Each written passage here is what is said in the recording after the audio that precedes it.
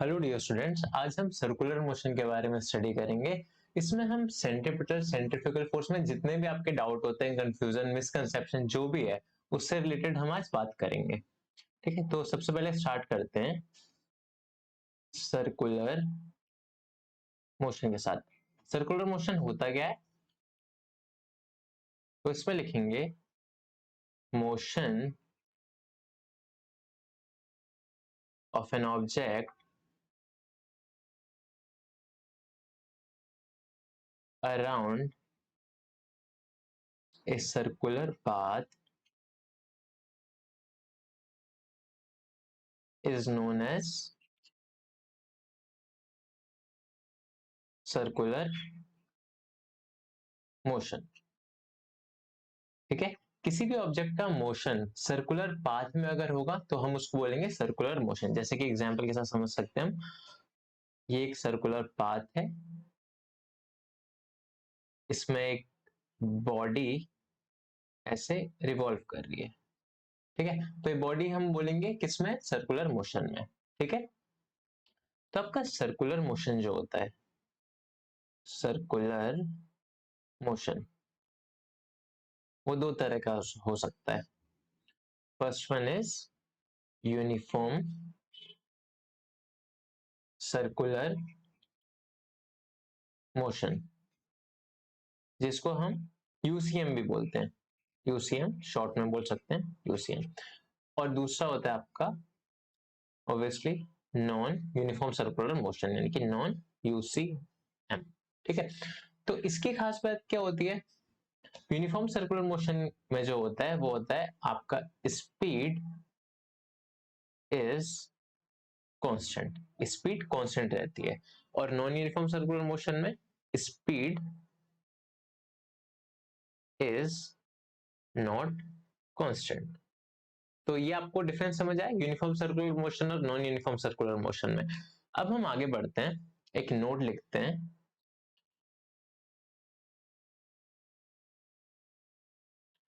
इन circular motion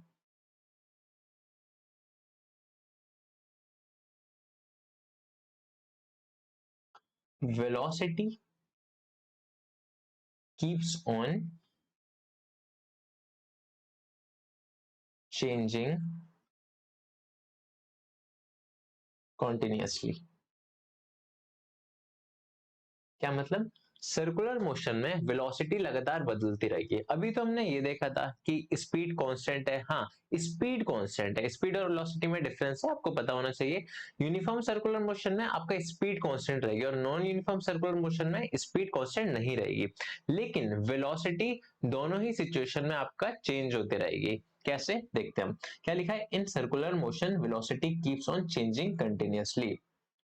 तो हम एक सर्कुलर मोशन बनाते हैं यहां पर, जैसे कि ये। ठीक है, कोई एक बॉडी है जो इस पाथ में ऐसे चल रही है। अब क्या है कि उसकी वेलोसिटी की डायरेक्शन क्या होगी, ये इंपॉर्टेंट है ज्यादा कि वेलोसिटी की डायरेक्शन क्या होगी। सर्कुलर मोशन में जैसे कि ये तो कंटिन्यूअसली इस पाथ को फॉलो करेगी, लेकिन किसी भी पॉइंट पर वेलोसिटी की डायरेक्शन आपको निकालनी है। तो कैसे निकालेंगे, उस पॉइंट पर टेंजेंट ऐसे ड्रॉ करेंगे तो आपके वेलोसिटी की डायरेक्शन आ जाएगी। यहां पर अगर आ गया ये, तो यहाँ वेलोसिटी की डायरेक्शन क्या होगी, ये होगी। ठीक है, अगर पार्टिकल इधर आ गया तो इधर क्या होगी, वेलोसिटी की डायरेक्शन ऐसे होगी। ठीक है, तो एक बात पता है आपको, वेलोसिटी की डायरेक्शन लगातार चेंज होती रहेगी। तो वही लिखा है, इन circular motion velocity keeps on changing continuously, velocity लगातार चेंज होती रहेगी। आप साथ में ये भी लिख सकते हैं, एज डायरेक्शन चेंजेस कंटिन्यूअसली। ठीक है, डायरेक्शन चेंज होगी लगातार तो वेलोसिटी भी लगातार चेंज होगी। ठीक है, तो इसके बाद अब डायरेक्शन हमने देख ली कि कैसे होगी इसकी। तो वेलोसिटी के बारे में और थोड़ा डिटेल से देखते हैं कि जैसे ये वेलोसिटी है, तो वेलोसिटी आपको पता है कि कैसी क्वांटिटी है, वेलोसिटी एक वेक्टर क्वांटिटी है। ठीक है, क्योंकि वेक्टर क्वांटिटी है तो इसके पास मैग्नीट्यूड भी होगा और डायरेक्शन भी होगी। मैग्नीट्यूड और डायरेक्शन दोनों ही होंगे। ठीक है। अच्छा, मैग्नीट्यूड और डायरेक्शन दोनों हो गए क्योंकि एक वेक्टर क्वांटिटी है। तो इसमें क्या होगा, मैग्नीट्यूड कैसा हो सकता है आपका, मैग्नीट्यूड कांस्टेंट भी हो सकता है ना, और वेरिएबल भी हो सकता है, मतलब कि चेंजेस बदल भी सकता है ना। दो ही पॉसिबल है, या तो मैग्नीट्यूड कांस्टेंट रहेगा या बदलता रहेगा। अगर मैग्नीट्यूड कांस्टेंट है वेलोसिटी का, तो उसको हम क्या बोलेंगे, उसको हम बोलेंगे कि ये एक यूनिफॉर्म सर्कुलर मोशन है ना। मैग्नीट्यूड, बेसिकली मैग्नीट्यूड आपका है क्या, वेलोसिटी का मैग्नीट्यूड आपका स्पीड है ना। तो स्पीड कांस्टेंट है, तो वो जो हमने अभी डिस्कस भी किया था कि स्पीड कांस्टेंट रहेगी तो आपको यूनिफॉर्म सर्कुलर मोशन है ना। तो वही चीज हमने फिर से लिखी यहाँ पर कि वेलोसिटी का मैग्नीट्यूड अगर कांस्टेंट रहेगा तो यूनिफॉर्म सर्कुलर मोशन, लेकिन अगर चेंज होता रहेगा तो वो नॉन यूनिफॉर्म सर्कुलर मोशन।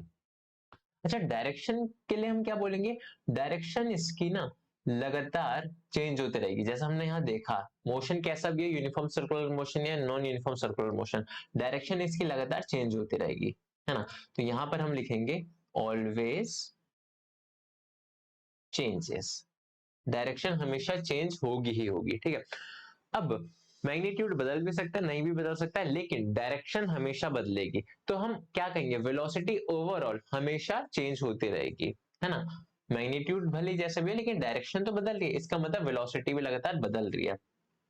यहां से हम क्या इन्फरेंस ड्रॉ कर सकते हैं कि velocity is not constant, velocity constant नहीं है ना। तो वेलोसिटी कांस्टेंट नहीं है तो उसको हम क्या बोल सकते हैं कि सर्कुलर मोशन में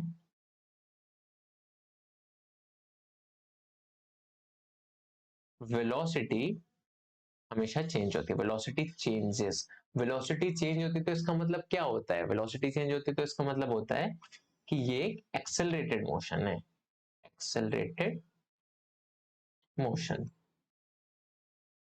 क्लियर है। तो इस यानी कि हम क्या लिख सकते हैं कि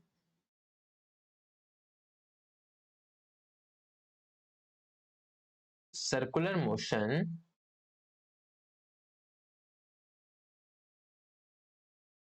is an accelerated motion, circular motion is an accelerated motion, ठीक है। अच्छा, कैसा भी हो, किसी भी तरह का हो तो एक्सेलरेटेड ही होगा, बस ये नहीं कि नॉन यूनिफॉर्म के बारे में लिखा है। मैं और क्लियर करके यहां लिख देता हूं कि circular motion of any type, any type, कौन से टाइप है इसके, ब्रैकेट में आप लिख सकते हैं यूनिफॉर्म सर्कुलर मोशन, आप पूरा लिखिएगा, मैं यूसीएम शॉर्ट में लिख रहा हूं, और नॉन यूनिफॉर्म सर्कुलर मोशन किसी भी तरह का हो तो वो कैसा रहेगा, वो एक्सेलरेटेड ही रहेगा, एक्सेलरेटेड मोशन, ठीक है। तो इसमें आपका क्वेश्चन आ जाता है एग्जाम में यही कि व्हाई यूसीएम यानी कि uniform circular motion is an accelerated motion, UCM accelerated motion क्यों होता है, तो इसका आंसर है इट इज बिकॉज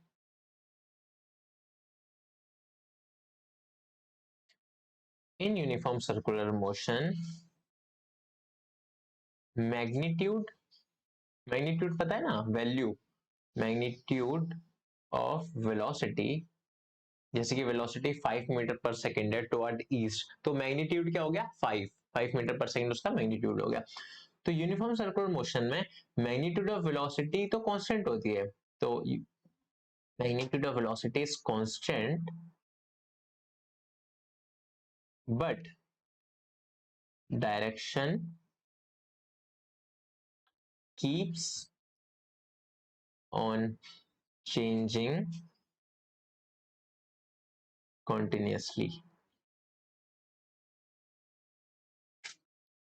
continuously, तो इसका मतलब सो वेलोसिटी चेंजेस, क्योंकि वेलोसिटी कैसे बदल सकती है, या तो मैग्नीट्यूड बदलने से बदल सकती है, या डायरेक्शन बदलने से बदल सकती है, या दोनों बदलने से बदल सकती है। अगर मैग्नीट्यूड कांस्टेंट रहे लेकिन डायरेक्शन भी बदले तो हम क्या बोलेंगे कि वेलोसिटी बदली है ना।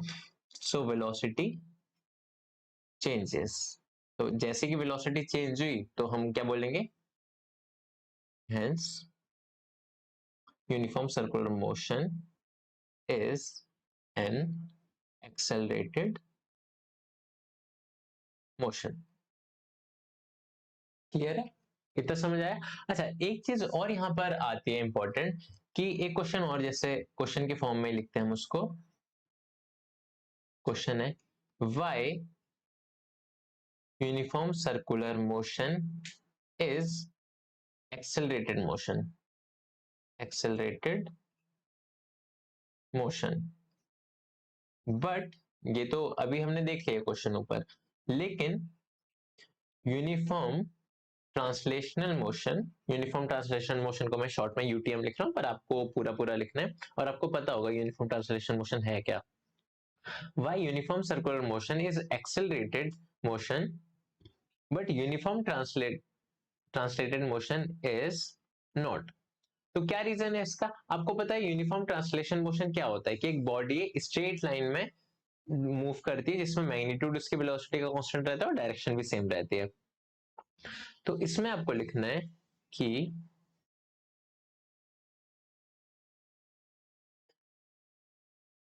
इन both uniform circular motion and uniform translation motion, दोनों में ही magnitude of velocity is constant. Velocity का मैग्नीट्यूड कांस्टेंट होता है ना। बट लेकिन in uniform circular motion the direction of velocity changes, uniform circular motion में वेलोसिटी की डायरेक्शन हमेशा चेंज होती है, while in uniform translation motion it do not, uniform translation motion में चेंज नहीं होती। Hence uniform circular motion is an accelerated motion। ठीक है, जैसा कि यहाँ देख भी सकते हैं कि ये आपका यूनिफॉर्म ट्रांसलेशन मोशन हो गया। ठीक है, कि एक स्ट्रेट लाइन में मोशन होगा जिसमें बॉडी कांस्टेंट वेलोसिटी के साथ मूव करती रहेगी, डायरेक्शन सेम रहेगी उसकी, और यूनिफॉर्म सर्कुलर मोशन में ऐसे मूव करेगी, उसमें भले उसकी स्पीड सेम रहे कि 4 मीटर पर सेकंड से वो सर्कुलर पाथ करिए, लेकिन डायरेक्शन हर पॉइंट पे उसकी चेंज होती रहेगी। यहाँ ये थी वेलोसिटी की डायरेक्शन, यहाँ पर ये हो गई, यहाँ पर ये हो गई, यहाँ पर ये हो गई, हर पॉइंट पे उसकी डायरेक्शन बदलती रहेगी। मैग्नीट्यूड भले ही सेम रहे लेकिन डायरेक्शन बदलती रहेगी, तो उसको यहाँ पर हम यूनिफॉर्म सर्कुलर मोशन बोलेंगे। और यहाँ पर उसकी वैल्यू तो सेम थी कि 5 मीटर पर सेकंड के साथ वो आगे बढ़ रहा है, और उसकी डायरेक्शन भी एक है, डायरेक्शन भी नहीं बदल रही, इसलिए uniform translation motion is non accelerated motion. Clear है इतना। आप यहाँ पर उसका डिफरेंस भी लिख सकते हैं, यूनिफॉर्म ट्रांसलेशन मोशन और यूनिफॉर्म सर्कुलर मोशन में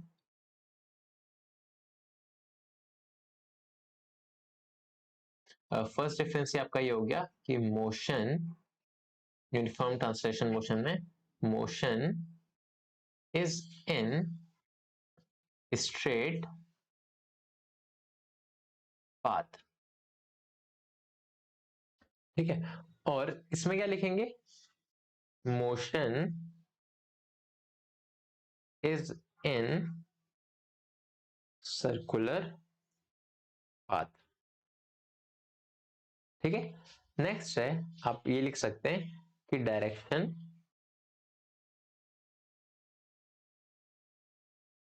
डू नॉट चेंज, इसमें डायरेक्शन चेंज नहीं होती, वाइल यूनिफॉर्म सर्कुलर मोशन में डायरेक्शन चेंजेस।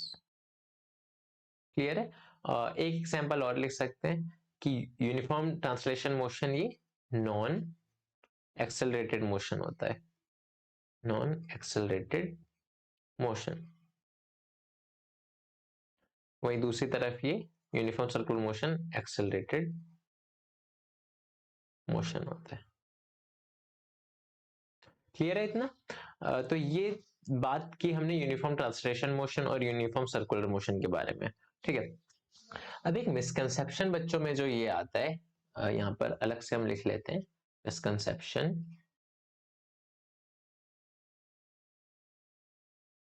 वो ये होता है कि जैसे कि सपोज एक सर्कुलर मोशन है, एक बॉडी एक सर्कुलर मोशन कर रही है, ठीक है, जिसमें उसकी स्पीड है कांस्टेंट स्पीड के साथ कर रही है, यानी कि यूनिफॉर्म सर्कुलर मोशन है, जिसमें उसकी स्पीड लेट्स से 10 मीटर पर सेकंड है। तो मिसकंसेप्शन बच्चों में ये होता है कि यहाँ वो एक्सेलरेशन की वैल्यू निकालते हैं। ठीक है, एक्सेलरेशन का आपको फॉर्मूला पता है, जैसे कि बच्चा ये लगाता है कि A equal to delta v by delta t, यही आपने फॉर्मूला पढ़ा होगा। यहाँ पर सपोज यहाँ से ये पॉइंट A है और यहाँ पॉइंट B है, तो A से B आने में उसको लगा 2 सेकेंड्स, 2 सेकेंड टाइम लगा। और क्योंकि यूनिफॉर्म सर्कुलर मोशन था तो यहाँ भी 10 मीटर पर सेकेंड था और यहाँ भी उसकी स्पीड 10 मीटर पर सेकेंड ही थी। तो बताओ A से B में उसका एक्सेलरेशन कितना हुआ? ठीक है, तो ये क्वेश्चन जब बच्चा करता है तो वो कैसे करता है इसको? A है, यहाँ लिख देगा v2 minus v1 bye delta T time let's say 2 second लगा। तो यहाँ पर v2 क्या थी? फाइनल वेलोसिटी यहाँ पर क्या था? क्योंकि यूनिफॉर्म सर्कुलर मोशन है तो 10 यहाँ था तो यहाँ भी 10 होगा, तो 10, और इनिशियल क्या था? वो भी 10, तो 10 माइनस 10 बाई 2 इक्वल टू, ये तो 0 हो गया, 0 बाई 2 दिस गिव्स अस 0। तो उसका आंसर आता है एक्सेलरेशन का 0। पर क्या ये सही है? नहीं, ये ठीक नहीं है, क्योंकि एक्सेलरेटेड मोशन है। एक चीज हमको पता है, एक्सेलरेटेड मोशन है, सर्कुलर मोशन एक्सेलरेटेड मोशन है। क्यों एक्सेलरेटेड मोशन?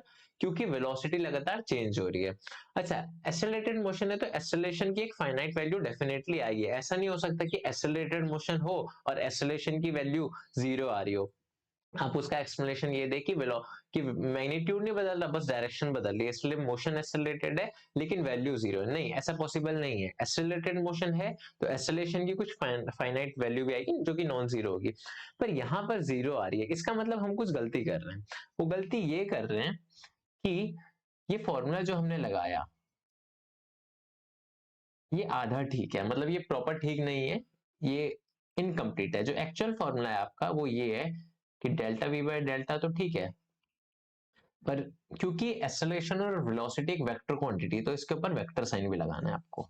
ठीक है, ये तो ये है आपका एक्चुअल फॉर्मूला। अच्छा, इस फॉर्मूले से अब हम करेंगे तो क्या ये रिजल्ट नहीं आएगा? कहाँ डिफरेंस आएगा आंसर में? हमारे डिफरेंस हमारा यहाँ आएगा कि v2 माइनस v1 जब आप वेक्टर के साथ लिखेंगे तो 10 बाई 10 और 10 मैग्नीट्यूड तो आएगा यहाँ पर, लेकिन जब डायरेक्शन के साथ आप डील करेंगे ना, वेक्टर्स में आप आगे की क्लास में पढ़ेंगे कि जब आप वेक्टर्स पढ़ेंगे आई जे ऐसे वेक्टर पढ़ेंगे, तो वेक्टर के साथ जब आप करेंगे तो आपका ये रिजल्ट नहीं आएगा, फिर कुछ ना कुछ वैल्यू आएगी।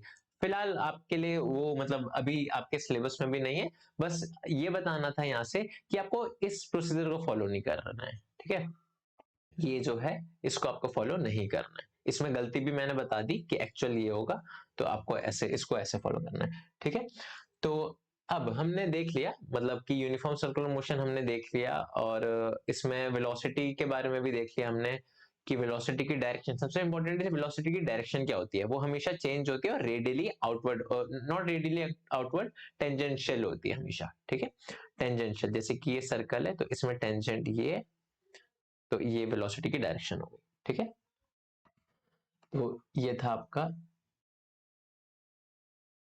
ओके, अब हम बात करते हैं जैसे कि ये एक्सेलरेटेड मोशन है, क्योंकि सर्कुलर मोशन एक एक्सेलरेटेड मोशन है, एक्सेलरेटेड मोशन है, पता है आपको। रीजन अगेन मैं बार बार बोल रहा हूँ, रीजन क्या है? क्योंकि वेलोसिटी चेंज हो रही है, वेलोसिटी की चेंज हो रही है क्योंकि डायरेक्शन लगातार बदल रही है। क्योंकि ये एक्सेलरेटेड मोशन है, इसका मतलब कोई ना कोई फोर्स जरूर एक्ट कर रहा होगा, कोई फोर्स पक्का एक्ट कर रहा होगा, क्योंकि एक्सेलरेशन फोर्स के बिना पॉसिबल नहीं है। ठीक है, तो उसी फोर्स को हम देखेंगे, तो आपको लिखना है यहां पर the necessary force which is required to keep an object in circular motion is known as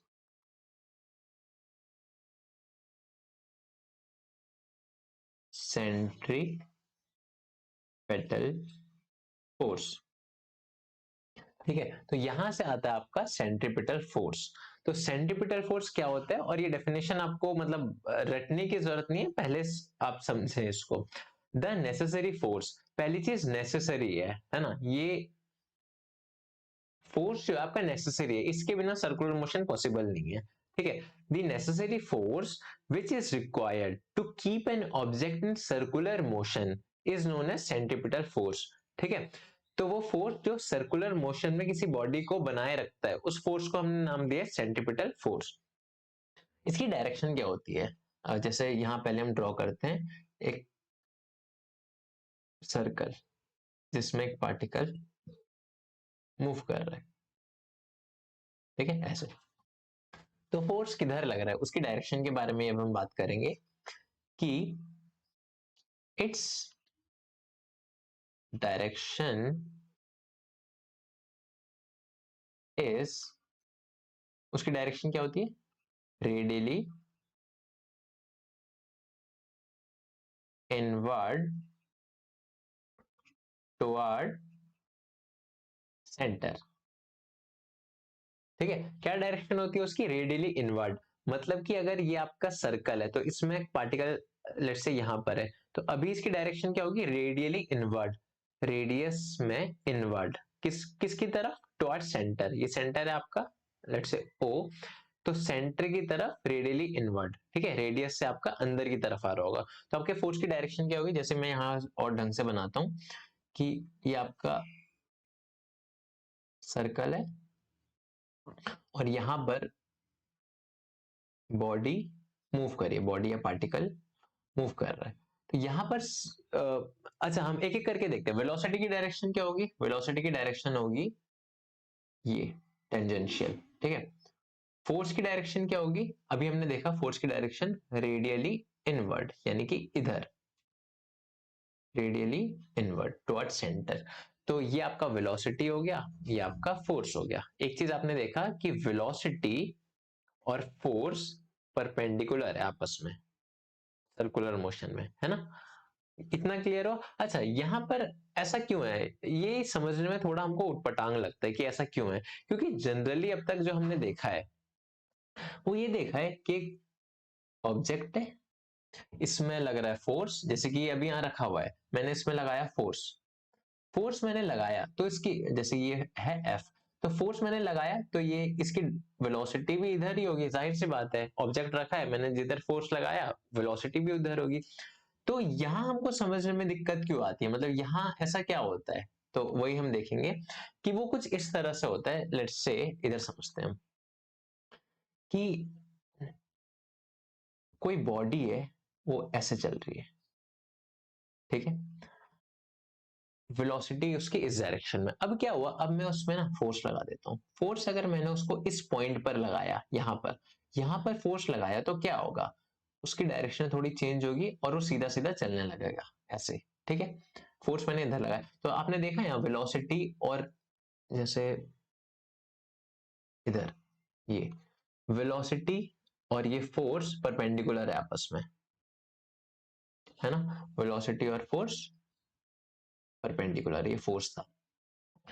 तो फोर्स मैंने एक पॉइंट पर लगाया और फोर्स हटा लिया, बस एक पॉइंट पर लगा लिया और हटा लिया, तो वहां पर क्या हो गया, वेलोसिटी की डायरेक्शन चेंज हो गई और वेलोसिटी ऐसे मूव, बॉडी ऐसे मूव करने लग गई। ठीक है, अब क्या हुआ, मैंने फिर से जब बॉडी यहां पर आई थी, मैंने फिर से एक फोर्स लगाया इधर, अब भी अगेन परपेंडिकुलर लगाया, तो फोर्स इधर था, वेलोसिटी इधर थी। तो क्या हुआ, इस पॉइंट पे जब लगेगा तो क्या होगा, वेलोसिटी चेंज होके ऐसे हो जाएगी, ऐसे हो जाएगी, वेलोसिटी अब इधर हो गई, बॉडी इधर चलने लगी, मैंने फिर से इधर एक फोर्स लगा दिया, फोर्स लगाया तो अब क्या होगा, वेलोसिटी चेंज होकर ऐसे हो जाएगी और पार्टिकल इधर चलने लगेगा। मैंने अगेन फिर से क्या किया, इधर एक फोर्स लगा दिया, फोर्स वेलोसिटी के परपेंडिकुलरी, तो वापस से बॉडी इधर चलने लग गई।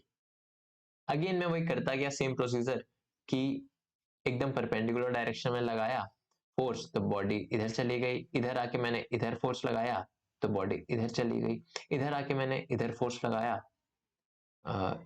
इस पॉइंट पे तो बॉडी ऐसे हो गई।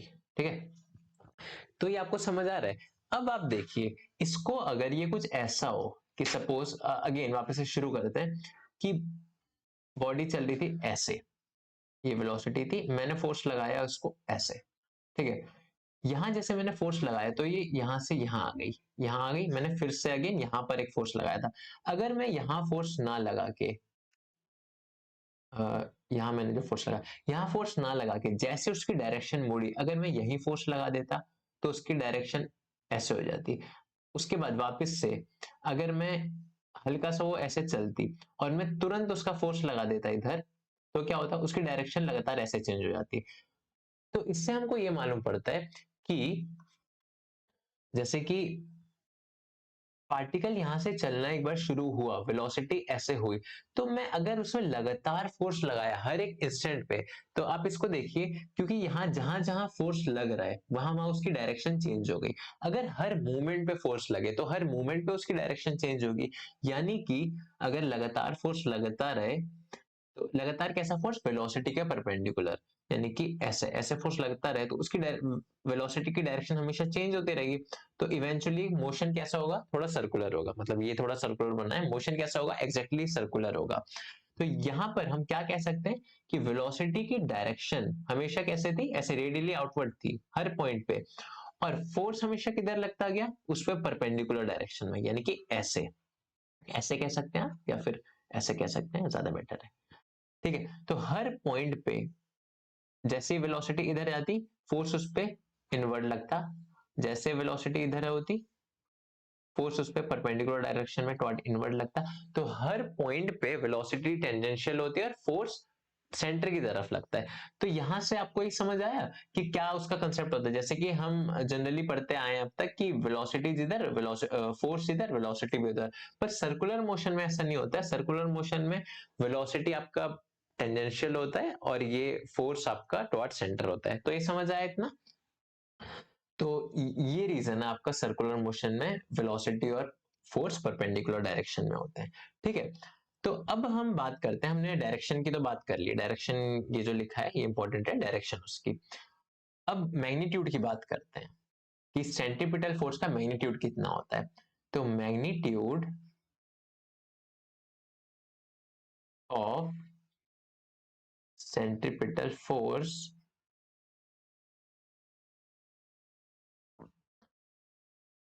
एफ, एफ से डिनोट करते हैं, तो कितना होता है, mass of object, mass of object जो सर्कुलर मोशन है, ऑब्वियसली जो सर्कुलर मोशन में जो ऑब्जेक्ट है ना, जैसे कि यहाँ पर ये था, तो इसका मास कितना होगा, तो मास ऑफ ऑब्जेक्ट इनटू उसका एक्सेलरेशन, एक्सेलरेशन।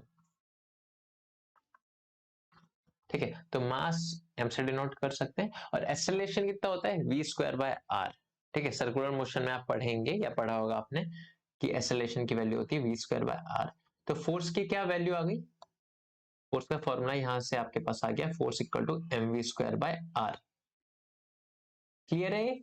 तो ये सेंट्रीपिटल फोर्स आपका इतना ही था। तो फोर्स मतलब इसमें इंपॉर्टेंट चीजें जो भी है कि सबसे पहले नेसेसरी फोर्स है जो रिक्वायर्ड होता है किसी भी बॉडी को सर्कुलर मोशन में रखने के लिए, तो उसी को सेंट्रीपिटल फोर्स कहा जाता है। इसकी डायरेक्शन क्या होती है, radially inward.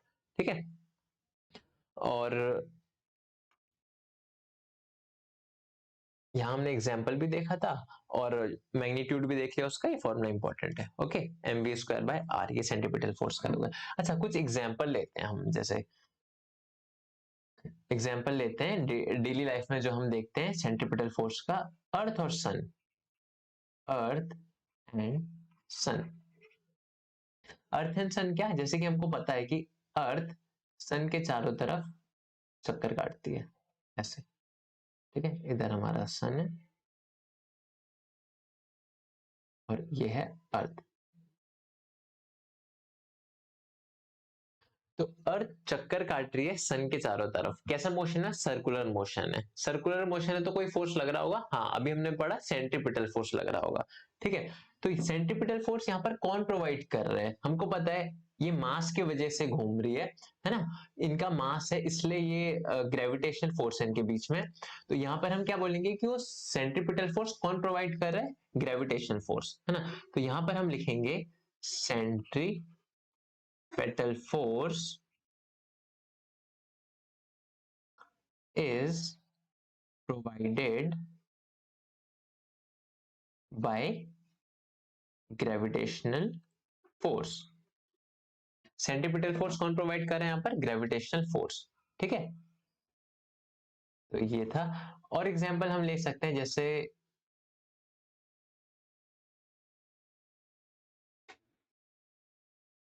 Electron and nucleus का। इलेक्ट्रॉन और न्यूक्लियस का केस लेते हैं। उसमें क्या होता है? उसमें भी कुछ ऐसा ही होता है कि इलेक्ट्रॉन जो है वो न्यूक्लियस के चारों ओर चक्कर काट रहा है। न्यूक्लियस आपका बीच में इधर। तो वहां पर कैसे हो रहा है सर्कुलर मोशन? वहां सेंट्रीपिटल फोर्स कहां से आ रहा है? तो इलेक्ट्रॉन और न्यूक्लियस के बीच में जो कूलम्बिक फोर्स लगता है, तो वहीं से सेंट्रीपिटल फोर्स प्रोवाइड हो रहा है। तो यहां पर हम लिखेंगे centripetal force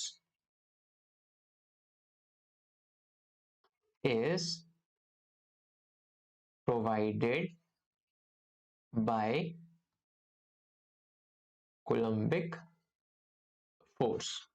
Coulombic force of attraction between electron and nucleus. ठीक है, और एग्जांपल ले सकते हैं जैसे सपोज आपके पास स्टोन और थ्रेड है, आप उसको ऐसे करके घुमाएंगे तो क्या होगा? उसको बनाते हैं यहाँ पर, जैसे कि ये स्टोन है और आपने उसको ऐसे घुमाया सर्कुलर पाथ में, ऑब्वियसली एक थ्रेड भी है। ठीक है, तो उस सिचुएशन में सेंट्रीपिटल फोर्स कहां से मिल रहा है? तो वहां पर हम लिखेंगे कि centripetal force is provided by tension force. Centripetal force कहां से मिल रहा है? यहाँ पर टेंशन फोर्स। जो टेंशन लग रहा है ना इस स्ट्रिंग में, वही उस स्टोन को सेंट्रीपिटल फोर्स प्रोवाइड कर रहा है। क्लियर है? तो सेंट्रीपिटल फोर्स इतना ही था, ये आई होप आपको क्लियर हो गया होगा। तो फिर भी एक आधी चीज हम डिस्कस कर लेते हैं सेंट्रीपिटल फोर्स में, कि किस पर लग रहा है सेंट्रीपिटल फोर्स, लग किस पर है? सेंट्रीपिटल फोर्स किस पर लगता है? ऑन पार्टिकल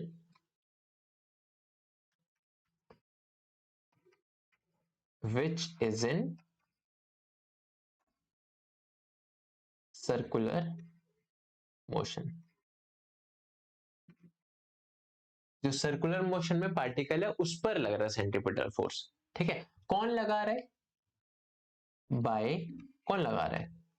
जो भी सोर्स है, जो सेंटर में हो सकता है, सोर्स एट सेंटर। ठीक है, अच्छा, तो ये था। अच्छा, एक कंफ्यूजन जो छोटा सा और रहता है कि यानी कि अगर अर्थ यहाँ मूव कर रही है, अर्थ यहाँ सन के चारों ओर मूव कर रही है, तो इस पे तो दो फोर्स लग रहे हैं, पहला ग्रेविटेशनल फोर्स और दूसरा सेंट्रीपिटल फोर्स। क्या ऐसा है? दो फोर्स लग रहे हैं?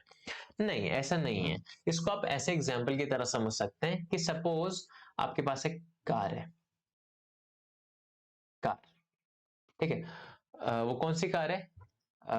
सपोज लेट से टाटा की कोई सी कार है। ठीक है, टाटा की कोई सी कार है।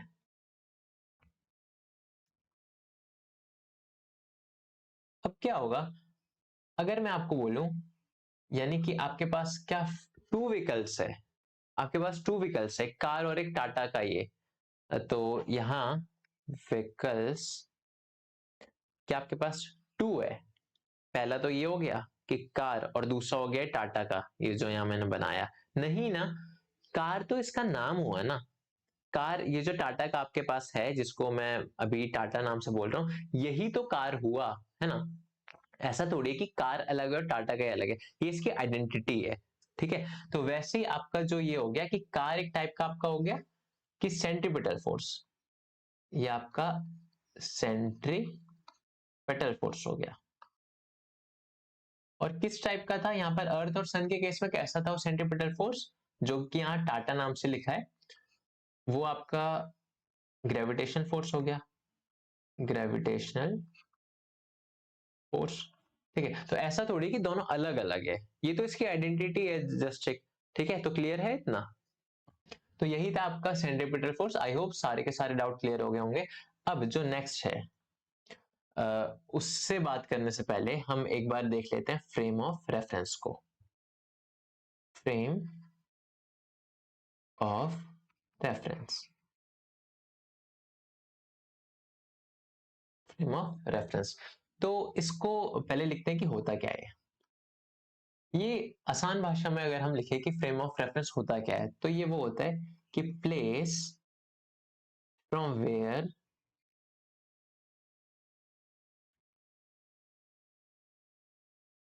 Observation is taken. ठीक है, आसान भाषा में मैंने लिखा है ताकि आप समझ सकें इसको।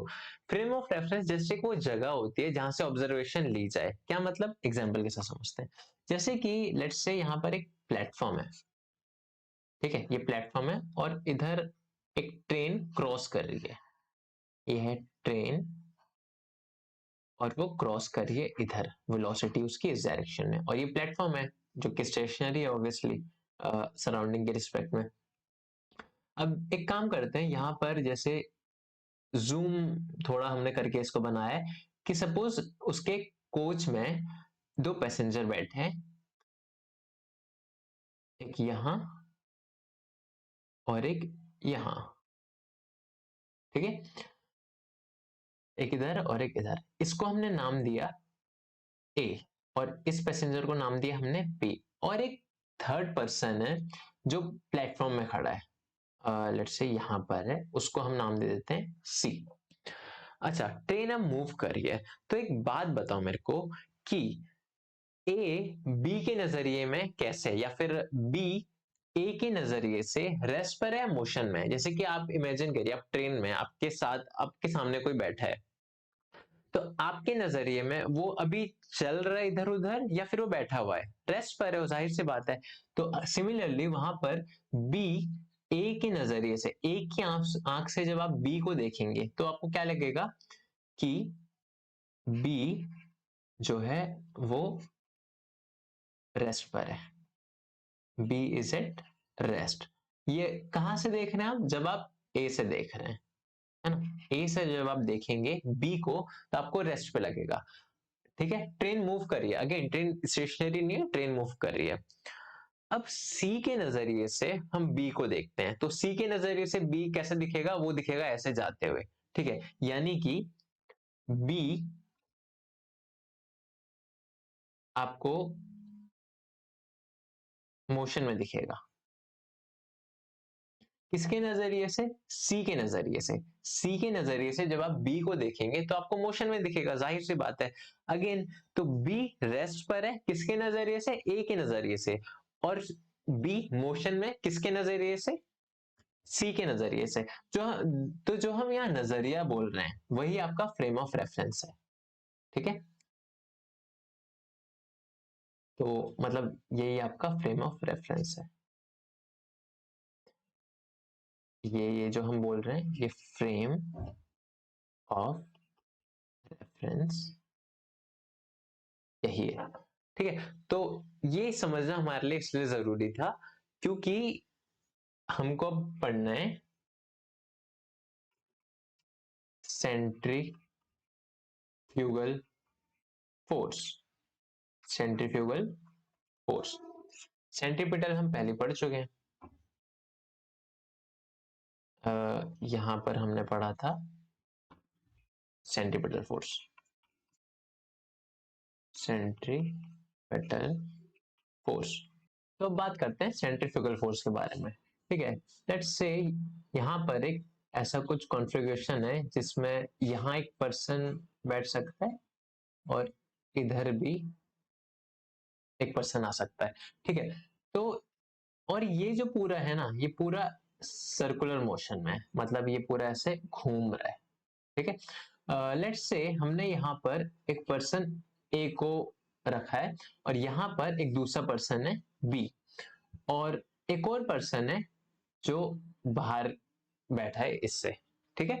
तो तीन पर्सन है ए बी और सी, ये पूरा ऐसे घूम रहा है, ठीक है। तो बी भी सर्कुलर मोशन में और ए भी सर्कुलर मोशन में, है ना। अब क्या है, अब ना सी के नजरिए से बी को देखते हैं। तो सी के नजरिए से हम बी को देखेंगे तो कैसा दिखेगा, बी सर्कुलर मोशन में, ये पूरा घूम रहा है ना, तो B is in circular motion, B circular motion में।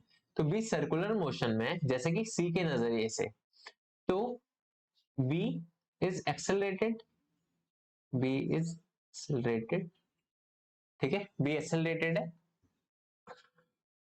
तो बी पे फोर्स भी लग रहा होगा कोई, तो जाहिर सी बात है फोर्स लग रहा होगा जिसका हम नाम जानते हैं सेंट्रीपेटल फोर्स, ठीक है। इतना समझने में कोई दिक्कत नहीं है, ओके। तो यहां पर हम फ्री बॉडी डायग्राम भी बनाते हैं बी का।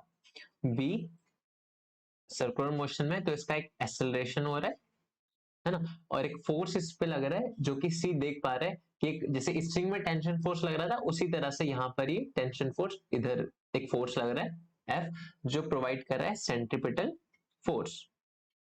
तो यहाँ फोर्स लग रहा है और एक्सेलरेशन हो रहा है, इसलिए सर्कुलर मोशन में है, सब कुछ ठीक है ना। जब हम सी के नजरिए से देख रहे हैं, अब ए के नजरिए से देखते हैं। ए के नजरिए से देखते हैं तो क्या होगा, जैसा कि हमने यहां देखा था ए के नजरिए से, जो यहाँ एक सी था, ए के नजरिए से हमने बी को देखा था तो रेस्ट पे था, तो सिमिलरली यहां भी वही होगा। ए जब बी को देखेगा, ए और बी कुछ ऐसा है कि ए बी की तरफ हेड कर रखा है और बी ने ए की तरफ हेड कर रखा है। तो ए जब बी को देखेगा तो क्या लगेगा उसको कि बी तो रेस्ट पे है, ऑल्दो ये पूरा घूम रहा है ऐसे सर्कुलर मोशन में, लेकिन फिर भी ए जब बी को देखेगा तो उसके रिस्पेक्ट में बी कैसा दिखेगा, उसको रेस्ट पे दिखेगा, है ना।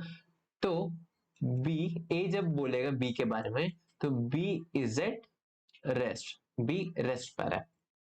तो बी रेस्ट पर है तो उसका एक्सेलरेशन क्या होगा, बी का acceleration, acceleration of B will be equal to zero, zero के इक्वल होगा, रेस्ट पर है तो एक्सेलरेशन जीरो होगा।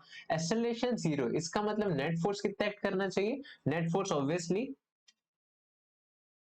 जीरो एक्ट करना चाहिए, ठीक है। F F net must be equal to zero, है ना। उसका फ्री बॉडी डायग्राम बनाएगा ए बी का, तो ऐसा दिखेगा कि ये बी है, एक फोर्स तो देख पा रहा है कि इधर एक्ट कर रहा है ना। एक्सेलरेशन कितना है, जीरो, ए के नजरिए में बी का एक्सेलरेशन जीरो है, याद रहे, है ना। तो इधर एक फोर्स एक्ट कर रहा है एफ, इसको हम नाम दे देते हैं सेंट्रीपिटल, जो ये वाला तो लग रहा है ए देख पा रहा है उसको, क्योंकि ए का एक्सेलरेशन जीरो है तो उसमें नेट फोर्स जीरो एक्ट करना चाहिए। नेट फोर्स जीरो, इसका मतलब यहां एक फोर्स लग रहा है तो दूसरा एक फोर्स उसकी उल्टी डायरेक्शन में इक्वल मैग्नीट्यूड के साथ लगना चाहिए, तभी तो नेट फोर्स जीरो होगा, है ना। तो यहां यानी कि एक फोर्स लग रहा होगा तभी उसका नेट फोर्स जीरो होगा। तो यहां जो एफ है उसका हमने नाम दिया सेंट्रीफ्यूगल फोर्स। तो सेंट्रीफ्यूगल फोर्स असल में एग्जिस्ट नहीं करता, वो बस ए को लग रहा है। क्यों लग रहा है, क्योंकि वो देख रहा है कि बी तो रेस्ट पर है, बी रेस्ट पर है तो बी का एक्सेलरेशन जीरो है, एक्सेलरेशन जीरो है तो नेट फोर्स जीरो होना चाहिए, और वो तभी पॉसिबल है जब इधर एक फोर्स लग रहा है तो दूसरा फोर्स भी लगना चाहिए, तभी वो नेट फोर्स जीरो होगा, है ना। तो सेंट्रीफ्यूगल फोर्स जैसे इमेजिनरी फोर्स है तो उसके बारे में लिखते हैं यहां पर, सेंट्रीफ्यूगल फोर्स। तो इसमें लिखेंगे इट इज द फोर्स, असल में कोई फोर्स ही एग्जिस्ट नहीं करता इसलिए इसको हम बोलेंगे it is a pseudo force. Pseudo force, pseudo मतलब होता है नकली, जो असल में एग्जिस्ट नहीं करता। तो सेंट्रीफ्यूगल फोर्स के, सेंट्रीफ्यूगल होगा ये, सेंट्रीफ्यूगल फोर्स के बारे में, it is a pseudo force which is acting on the object, किस ऑब्जेक्ट पर एक्ट करेगा, जो सर्कुलर मोशन में, विच is in circular motion। अभी कंप्लीट नहीं हुआ है। एक चीज और लिखनी है यहाँ पर कि when, कहां से देखेंगे हम, ए के नजरिए में तो लग रहा है ना सेंट्रीफ्यूगल फोर्स असल में तो एग्जिस्ट नहीं करता, बस ए को दिख रहा है ना वो, तो यहां हम लिखेंगे when observed from non inertial frame of reference. Non inertial frame of reference क्या होता है, वो फ्रेम ऑफ रेफरेंस जो एक्सेलरेट कर रहा हो, जैसे कि ए एक्सेलरेट कर रहा है, यहाँ बी भी एक्सेलरेट कर रहा है, ए भी एक्सेलरेट कर रहा है। तो यहाँ जैसे हमने देखा भी कि फ्रेम ऑफ रेफरेंस दो तरह का होता है आपका, एक इनर्शियल फ्रेम ऑफ रेफरेंस और दूसरा non inertial frame of reference. Inertial frame of reference में क्या है कि आपका एक्सेलरेशन जीरो होगा, ठीक है, और नॉन इनर्शियल में आपका एक्सेलरेशन नॉन जीरो होगा, है ना। तो ए एक्सेलरेटेड है या नॉन एक्सेलरेटेड, या फिर ए इनर्शियल फ्रेम ऑफ रेफरेंस में है या non inertial frame of reference में, ए का एक्सेलरेशन नॉन जीरो है, यानी कि ये non inertial frame of reference में होगा, ठीक है। तो वही चीज लिखिए, it is a pseudo force which is acting on the object which is in circular motion when observed from non inertial frame of reference, ठीक है। तो pseudo force असल में एग्जिस्ट नहीं करता है। तो एक आधी चीज और लिख लेते हैं इसके बारे में, इट्स डायरेक्शन, उसकी direction, its direction is radially outward, radially outward होगी। सेंट्रीपिटल फोर्स की रेडियली इनवर्ड थी और इसकी रेडियली आउटवर्ड होगी, है ना। और भी चीज, इसका मैग्नीट्यूड के बारे में बात कर लेते हैं। इसका मैग्नीट्यूड होगा mass of object in circular motion, जो ऑब्जेक्ट है उसका मास जो सर्कुलर मोशन में है उसका मास इनटू एक्सेलरेशन, याद रहे एक्सेलरेशन किसका, एक्सेलरेशन ऑफ ऑब्जर्वर, ऑब्जर्वर का, ठीक है, इस बार ऑब्जर्वर का। तो फोर्स का फॉर्मूला क्या हो जाता है, m इंटू ऑब्जर्वर का एक्सेलरेशन, एक्सेलरेशन का जनरल फॉर्मूला हमारे पास v स्क्वायर बाय r है। तो यहाँ पर क्योंकि ये आसपास है तो इसका रेडियस हम मान सकते हैं r मान लेते हैं, तो v स्क्वायर बाय r, तो ये हो गया आपका सेंट्रीफ्यूगल फोर्स का फॉर्मूला, ठीक है।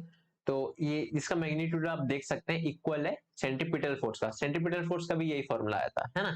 तो ये था सेंट्रीफ्यूगल फोर्स के बारे में। जो खास बात आपको अगेन मैं रिमाइंड करवा रहा हूँ कि एक स्यूडो फोर्स है, असल में फोर्स नहीं है, बस एक नकली फोर्स है जो किसको दिखेगा, उसको दिखेगा, उस ऑब्जर्वर को दिखेगा जो non inertial frame of reference में है, ठीक है, जो एक्सेलरेटेड फ्रेम ऑफ रेफरेंस में।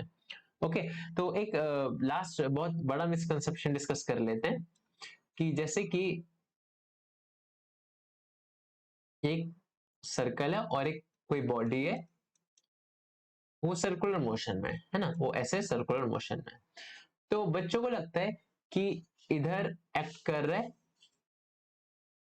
सेंट्रीपिटल फोर्स और इधर एक्ट कर रहा है सेंट्रीफ्यूगल फोर्स, तो नेट फोर्स जीरो हो गया, तो इसका एक्सेलरेशन जीरो हो जाता है। नहीं, ऐसा नहीं है, ये एकदम ही गलत कंसेप्ट है। नेट फोर्स जीरो नहीं होता है, इसके ऊपर कुछ ना कुछ फोर्स लग रहा होता है जो कि सेंट्रीपिटल फोर्स नाम से जानते हैं। सेंट्रीफ्यूगल फोर्स जस्ट एक इमेजिनरी फोर्स है जो असल में एग्जिस्ट नहीं करता, ठीक है।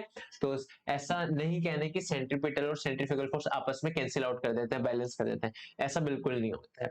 तो आई होप ये क्लियर हो गया होगा सेंट्रीपिटल और सेंट्रीफ्यूगल फोर्स। तो आज के लेक्चर में इतना करते हैं, थैंक यू।